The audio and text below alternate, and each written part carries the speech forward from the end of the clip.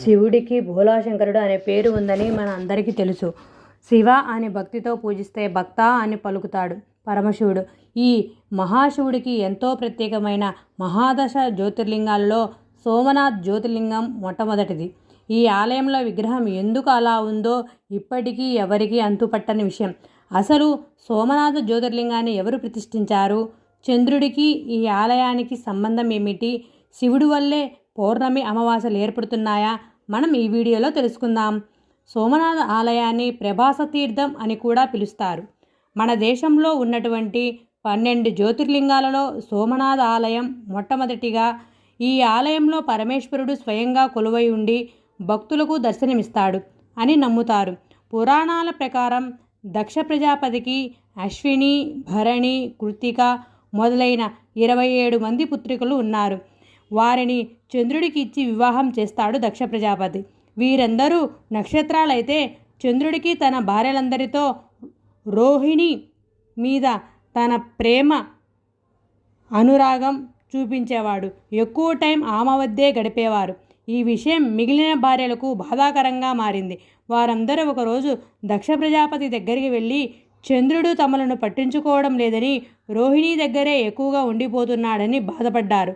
దీనితో దక్ష ప్రజాపతికి చంద్రుని పిలిపించి, చంద్ర, నా కుమార్తెలు 27 మందిని నీకిచ్చి పెళ్లి చేశాను. నువ్వు అందరినీ సమానంగా చూడాలి కదా, కానీ నువ్వు ఒకరిపై ఎక్కువ ప్రేమ, వేరొకరిపై తక్కువ ప్రేమ చూపించడం తప్పు కదా. ఇప్పటికైనా తప్పు తెలుసుకొని అందరూ భార్యలను సమానంగా చూసుకో అన్నాడు దక్ష ప్రజాపతి. ఆయన చెప్పిన మాటలకు సరే అన్నాడు చంద్రుడు. ప్రజాపతి మాట కాదనలేక సరే అన్నాడు.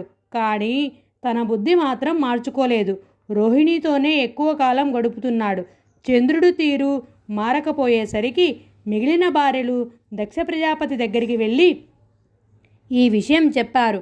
మళ్ళీ దాంతో కోపగించిన ప్రజాపతి చంద్రుడు క్షయవ్యాధి పీడితుడవుతాడని శపించాడు.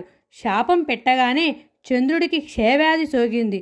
రోజు రోజుకు కృషించిపోతున్నాడు. ఇంకా భరించలేక బ్రహ్మదేవుని దగ్గరికి పోయి తనను రక్షించమని మొరపెట్టుకున్నాడు. ఈ విషయం అంతా విన్న బ్రహ్మదేవుడు చంద్రుడితో సౌరాష్ట్ర దేశంలో ప్రభాస తీర్థం ఉంది, అక్కడికి వెళ్ళి మృత్యుంజయ మహామంత్రాన్ని జపించు అని మంత్రోపదేశం కూడా చేశాడు. ప్రభాస తీర్థంలో చాలా కాలం మృత్యుంజయ మంత్రం జపం చేశాడు. చంద్రుడు చివరికి పరమేశ్వరుడు అనుగ్రహించి ప్రత్యక్షమై నీకు ఏమి వరం కావాలో కోరుకో అన్నాడు. అప్పుడు చంద్రుడు తన మామగారు తనకు ఇచ్చిన శాపం గురించి చెప్పి క్షయవ్యాధి నుండి తనను రక్షించమని చెప్పి కోరాడు.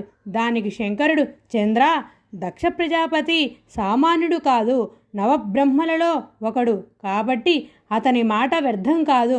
అలాగని నీ పూజలు తోసిపుచ్చడం న్యాయం కాదు. అందుచేత కొంతకాలం నువ్వు వ్యాధిగ్రస్తుడుగా, మరికొంతకాలం సుఖంగా ఉండు. అంటే కృష్ణపక్షంలో క్రమక్రమంగా నీ కలలు క్షీణిస్తాయి. మళ్ళీ శుక్లపక్షంలో ప్రతిరోజు వృద్ధి చెందుతాయి. ఈ రకంగా పౌర్ణమి రోజున 16 కళలతో విరాజిల్లుతావు. అమావాస్య రోజున కళా విహీనుడు అవుతావు అన్నాడు. అప్పటి నుంచి చంద్రునికి మృత్యుక్షయాలు ఏర్పడ్డాయి. ఈ విధంగా చంద్రుడు శాప విముక్తి కలగడం కోసం శివలింగాన్ని ప్రతిష్ఠించి పూజలు చేశాడు. ఈ విధంగా చంద్రుడు శాప విముక్తి కలగడం వలన ఈ ప్రాంతాన్ని ప్రభాస తీర్థం అని కూడా పిలుస్తారు. ఈ క్రమంలోనే శివుడు చెప్పిన మాట ప్రకారం చంద్రుడు తన భార్యలను సమానంగా చూసుకోవడమే కాక తాను ప్రతిష్ఠించిన లింగంలో కొలువై ఉంటానని మాట ఇచ్చాడు. అందుకే ఇక్కడ వెలసిన స్వామివారిని సోమనాథుడు అని పిలుస్తారు.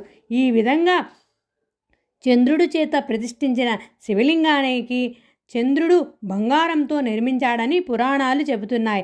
అయితే సోమనాథ ఆలయాన్ని ఎన్నోసార్లు ధ్వంసం చేసి పునర్నిర్మించబడింది. ముఖ్యంగా ఈ ఆలయంలో ఒక స్తంభంపై బాణం గుర్తు ఉంటుంది. అందుకే దీనిని బాణస్తంభం అని కూడా అంటారు.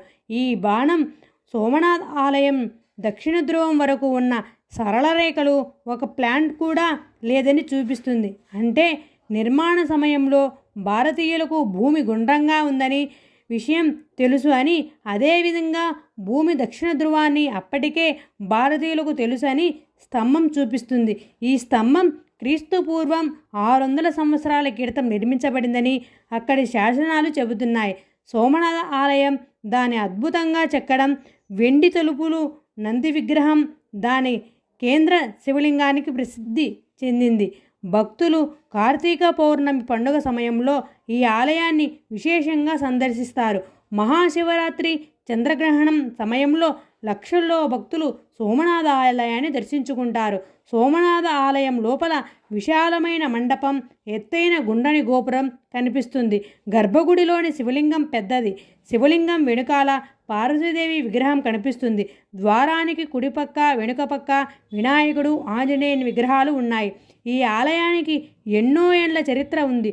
ముస్లింల దాడులలో నలిగిపోయినప్పటికీ ఈ ఆలయం పునర్నిర్మాణం ప్రాముఖ్యం సంతరించుకుంటూనే ఉంది. ఈ ఆలయం ఉన్న సోమేశ్వరలింగం ఒక అద్భుతంగా చెప్పుకోవాలి. ఈ లింగం వెనుక అంతుచిక్కని రహస్యం దాగి ఉంది. సోమనాథ ఆలయంలో ఎవరికీ అంతుచిక్కని విచిత్రం ఉంది. అది చంద్రుడు ప్రతిష్ఠించిన శివలింగం. ఈ ఆలయం లోపల భూమి మధ్యలో ఎలాంటి ఆధారం లేకుండా శివలింగం నిలిచి ఉంటుంది. గాలిలో తేలినట్లు ఉండే ఈ శివలింగం ఎవరికైనా వర్ణించలేని ఒక అద్భుతమైన దృశ్యం. ఈ జ్యోతిర్లింగానికి చాలా ప్రత్యేకత ఉంది. దాన్ని మ్యూజికల్ స్టోరీ, బంగారాన్ని ఉత్పత్తి చేయగల శక్తి ఉంది. ఈ రాయికి గురుత్వాకర్షణ శక్తి ఉంది. కాబట్టి ఇది ఎలాంటి సపోర్ట్ లేకుండా నిలబడి ఉందని చాలామంది చెబుతుంటారు. సుల్తాన్ మహమ్మద్ ఇండియాకు వ్యతిరేకంగా మతయుద్ధం చేయడానికి వెళ్ళినప్పుడు సోమనాథ్ ఆలయాన్ని కూల్చివేశారు. అలా కూల్చివేయడం ద్వారా హిందువులను మహమ్మదీయులలో కలుపుకోవాలనుకున్నారు. క్రీస్తు శకం 1125లో అక్కడికి చేరుకున్నాడు సుల్తాన్ మహమ్మద్. అయితే హిందువులంతా ఆలయంలోకి వెళ్ళి కాపాడండి అంటూ కేకలు పెట్టారు. అయినా 50,000 మందిని చంపివేసి ఆలయాన్ని కూల్చివేశారు. సుల్తాన్ మహమ్మద్ ఆలయంలోని నిధులన్నీ దోచివేశారు. బంగారు విగ్రహాలు, లెక్కలేనన్ని వెండి విగ్రహాలు, బంగారు వెండి పాత్రలు అపహరించుకుపోయారు. పురాణాల ప్రకారం ఆలయాన్ని రకరకాలుగా నిర్మించినట్లు తెలుస్తుంది. చంద్రుడు సోమనాథ ఆలయాన్ని బంగారంతో, తర్వాత రావణుడు వెండితో, తర్వాత శ్రీకృష్ణుడు గంధపు చెక్కతో నిర్మించినట్లు పురాణాలు చెబుతున్నాయి.